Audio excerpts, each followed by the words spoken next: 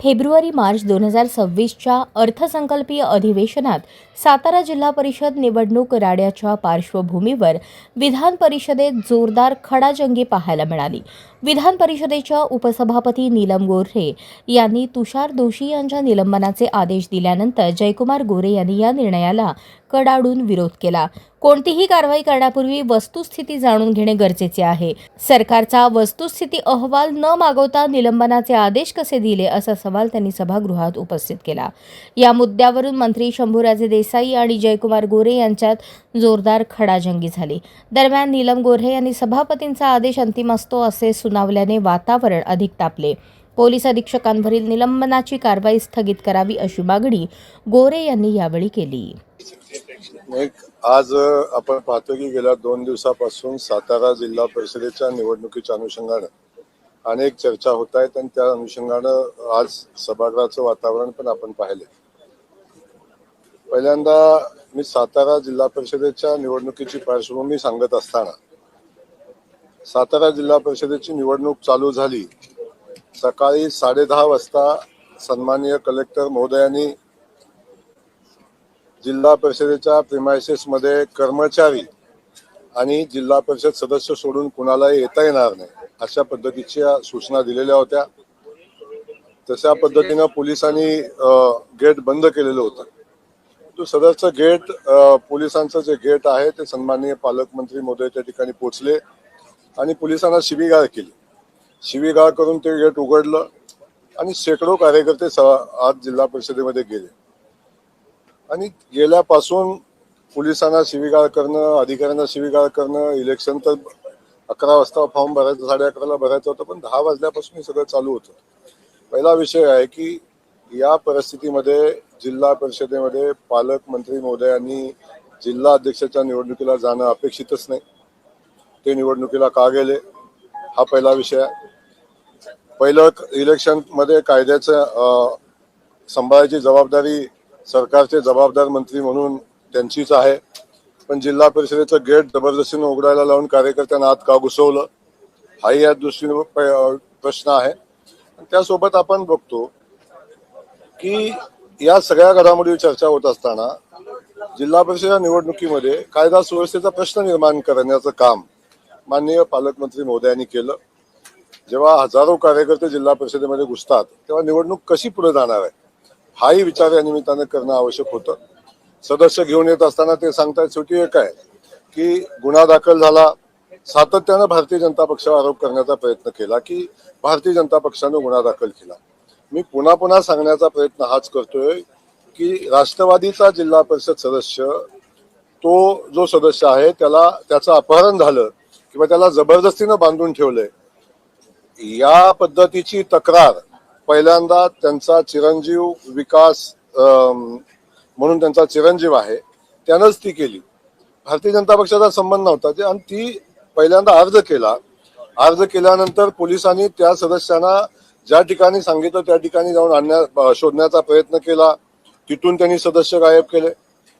ही वस्तुस्थिती मी सांगण्याची आवश्यकता नाही, ती वस्तुस्थिती दिसते ती सांगतोय मी। त्याही पुढे जाऊन त्यानंतर मग जेव्हा अर्ज देऊन बी सदस्य सोडला नाही तेव्हा त्यांनी FIR दाखल केली, पण FIR दाखल करणारा कार्यकर्ता हा राष्ट्रवादी पक्षाच्या जिल्हा परिषद सदस्याचा चिरंजीव आणि राष्ट्रवादी पक्षाचा पदाधिकारी आहे। त्यामध्ये भारतीय जनता पक्षाचा कुठलाही संबंध नाही। आणि जेव्हा स्वतःचा मुलगा फिर्याद दाखल करतो तेव्हा त्याची शहानिशा करणे ही पोलिसांची जबाबदारी आहे।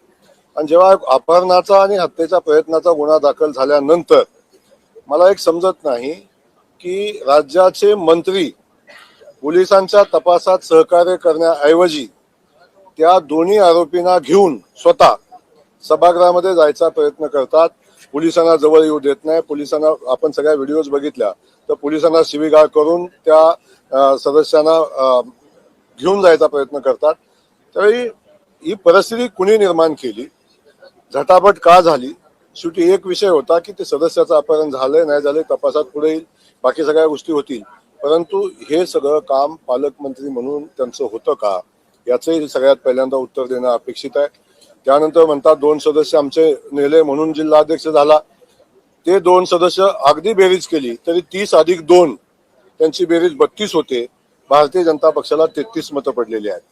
तेव्हा निवडणुकीच्या अनुषंगाने आवश्यक असणारे सदस्य आमच्यासोबत होतेच.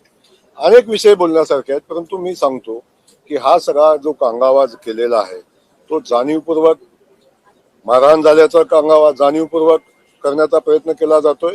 हे काही वस्तुस्थितीला धरून नाही. वस्तुस्थिती जे काही व्हिडिओ शूटिंग तिथं झालेलं आहे त्याच्यामध्ये येईल. जिल्हा परिषदेमध्ये सीसीटीव्ही कॅमेरा असतील तर त्याच्यामध्ये येईल. ही सगळी वस्तुस्थिती आहे ही फक्त वातावरण निर्मितीचा प्रयत्न आहे. लोकशाहीचा गळा पोलिसांनी घोटला नाही तर लोकशाहीचा गळा घोटण्याचं काम किंवा लोकशाही मार्गानं निवडणूक न होऊन देण्याचं काम संबंधित पालकमंत्र्यांनी केलं आणि हे लोकशाहीला मारक आहे. एकनाथ शिंदेच्या दालनात बैठक झाली त्यांच्या मंत्र्यांचं असं म्हणणं आहे की सातत्याने आमची गळचेपी केली जाते, त्यामुळे आम्ही राजीनामा दिलेलाच बरा.